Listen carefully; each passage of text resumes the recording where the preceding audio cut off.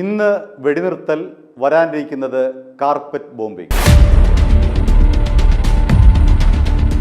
വോട്ടെടുപ്പ് കഴിഞ്ഞ ദിവസം മുതൽ കോൺഗ്രസിൽ 3 വിഭാഗമായി തിരിഞ്ഞുകൊണ്ട് മുഖ്യമന്ത്രി സ്ഥാനത്തേക്ക് നടത്തിയ അടിയെക്കുറിച്ചെല്ലാം നമുക്ക് അറിയാവുന്നതാണ്.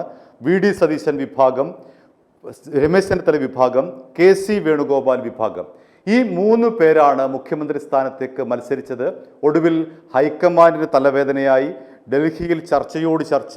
ഒരു വിധത്തിലാണ് വി ഡി സതീശനെ മുഖ്യമന്ത്രിയായി പ്രഖ്യാപിച്ചത്. ഏതാണ്ട് 10 ദിവസം നീണ്ടുനിന്ന മാരത്തൺ ചർച്ചകൾക്ക് ശേഷമാണ് വി ഡി സതീശനിലേക്ക് എത്തിച്ചേർന്നത്. അതിനുശേഷം രണ്ടാമത്തെ അടിയായി ആരൊക്കെയാകും മന്ത്രിമാർ എന്നതിനെ സംബന്ധിച്ച് അതുമായി ബന്ധപ്പെട്ടാണ് പിന്നീട് അടി നടന്നത്. ഇന്നലെ വൈകുന്നേരം നിയുക്ത മുഖ്യമന്ത്രി വി ഡി സതീശൻ പത്രസമ്മേളനം നടത്തുന്നത് വരെ വൻതോതിലെ ഗ്രൂപ്പ് അടിയായിരുന്നു പിന്നിൽ. അതായത് സതീശൻ പറഞ്ഞവരെ കെ സി വേണുഗോപാൽ വെട്ടിനിരത്തി, രമേശ് ചെന്നിത്തല നിർദ്ദേശിച്ചവരെ വി ഡി സതീശൻ വെട്ടിനിരത്തി. അങ്ങനെ പരസ്പരമുള്ള അടികലാശത്തിന് ഒടുവിലാണ് ഒരു വിധത്തിൽ മന്ത്രിമാരുടെ ലിസ്റ്റ് സമർപ്പിക്കാൻ വി ഡി സതീശനായത്. അദ്ദേഹം ഗവർണറെ കണ്ട് ലിസ്റ്റ് കൊടുത്തു.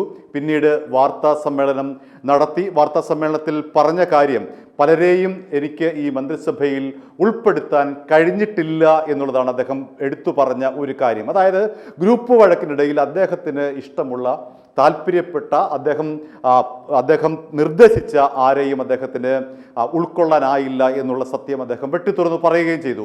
ഇന്നാണ് ആ സുപ്രധാനമായിട്ടുള്ള വെടിനിർത്തൽ ദിവസം. അതായത് സത്യപ്രതിജ്ഞ ഇന്നാണ്. ഇന്ന് രാവിലെ 10 മണിക്ക് തിരുവനന്തപുരത്തെ സെൻട്രൽ സ്റ്റേഡിയത്തിലാണ് സത്യപ്രതിജ്ഞ നടക്കുന്നത്. 12,000 പേർക്കാണ് കോൺഗ്രസ് പാസ് നൽകിയിരിക്കുന്നത്. പക്ഷേ അതിൽ കൂടുതൽ പേർ വരും എന്ന് തന്നെയാണ് സംഘാടകർ കണക്ക് കൂട്ടുന്നത്. അതുകൊണ്ട് തന്നെ 50,000 പേർക്ക് ഇരിക്കാൻ തക്ക വിധമുള്ള സംവിധാനങ്ങളുള്ള പന്തലാണ് അവിടെ ഒരുങ്ങുന്നത്. ഇന്നലെ വാർത്താ സമ്മേളനത്തിന് ശേഷം നിയുക്ത മുഖ്യമന്ത്രി വി ഡി സതീശൻ അവസാന ഒരുക്കങ്ങൾ കാണാനായി സെൻട്രൽ സ്റ്റേഡിയത്തിൽ വന്നിരുന്നു.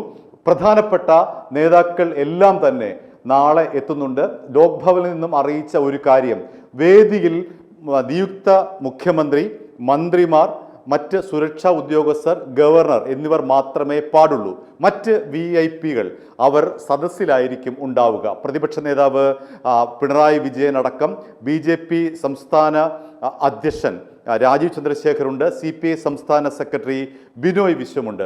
ഇവരെയൊക്കെ കഴിഞ്ഞുള്ള VVIP-കൾ എന്ന് പറയുന്നത് കോൺഗ്രസ് അധ്യക്ഷൻ മല്ലികാർജുൻ ഖാർഗെ, സോണിയാഗാന്ധി, പ്രിയങ്ക ഗാന്ധി, രാഹുൽ ഗാന്ധി, കോൺഗ്രസ് ഭരിക്കുന്ന സംസ്ഥാനങ്ങളിലെ മുഖ്യമന്ത്രിമാർ, അതായത് കർണാടക മുഖ്യമന്ത്രി സിദ്ധരാമയ്യ, ഉപമുഖ്യമന്ത്രി DK ശിവകുമാർ, തെലങ്കാന മുഖ്യമന്ത്രി രേവന്ത് റെഡ്ഡി, ഹിമാചൽ പ്രദേശ് മുഖ്യമന്ത്രി സുഖ്വിന്ദർ സിംഗ് സുഖു തുടങ്ങിയവർ അടക്കമുള്ള വലിയൊരു VIP നിരയാണ് നാളെ സെൻട്രൽ സ്റ്റേഡിയത്തിൽ അണിനിരക്കുക. നാളെ 21 മന്ത്രിമാരാണ് സത്യപ്രതിജ്ഞ ചെയ്യുന്നത്, മുഖ്യമന്ത്രി അടക്കം. അതിനുശേഷമാണ് മന്ത്രിമാരുടെ വകുപ്പുകൾ തീരുമാനിക്കുന്നത്. സത്യപ്രതിജ്ഞയ്ക്ക് ശേഷം വകുപ്പുകൾ തീരുമാനിക്കും. ആ തീരുമാനം ഗവർണറെ അറിയിക്കും.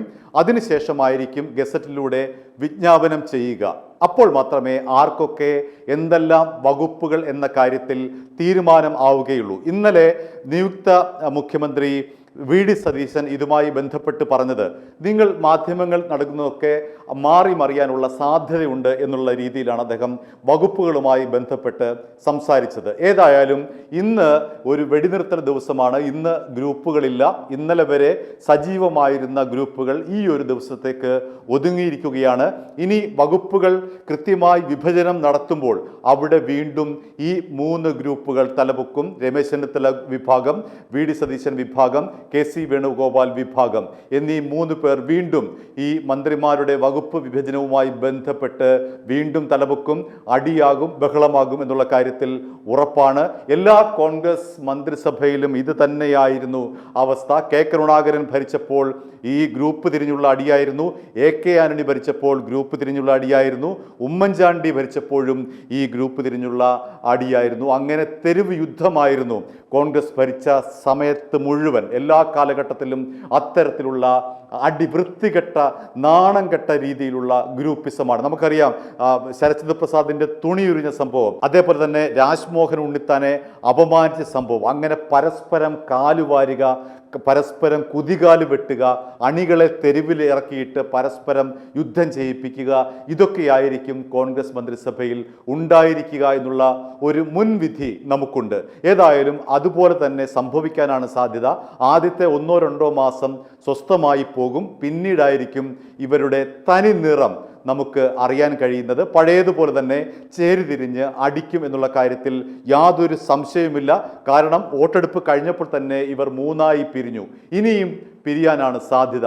ഉപഗ്രൂപ്പുകൾ ഉണ്ടാകും. നേരത്തെ അങ്ങനെ ഉണ്ടായതാണ്. K Karunakaran group, I group, അതേപോലെ തിരുത്തൽവാദി ഗ്രൂപ്പ് എന്ന് പറഞ്ഞതുപോലെ ഈ 3 പേരെ കവിഞ്ഞും വീണ്ടും 4മതുള്ള ഗ്രൂപ്പുകൾ ഉദയം ചെയ്യാനുള്ള സാധ്യത ഏറെയാണ്. അത്തരത്തിൽ ഇനി വരാനിരിക്കുന്നത് കോൺഗ്രസിലെ ഈ ഗ്രൂപ്പ് യുദ്ധം ഒരു വഴിക്ക്, മറുവഴിക്ക് SFIക്കാരും DYFIക്കാരും CPMകാരും തെരുവിലിറങ്ങിയുള്ള ലാത്തി ചാർജും ബഹളവും സമരവും ഒക്കെയായി കലുഷിതമാകുന്ന ഒരു അന്തരീക്ഷമാണ് വരാനിരിക്കുന്നത്. അങ്ങനെ വരാതിരിക്കട്ടെ എന്ന് മാത്രമേ നമുക്ക് ആഗ്രഹിക്കാൻ കഴിയുകയുള്ളൂ. i2i News, an eye for truth. i2i News subscribe ചെയ്തിട്ടില്ലാത്തവർ ഇപ്പോൾ തന്നെ സബ്സ്ക്രൈബ് ചെയ്യുക. നോട്ടിഫിക്കേഷൻ ലഭിക്കുവാൻ ബെൽ ബട്ടണും അമർത്തുക.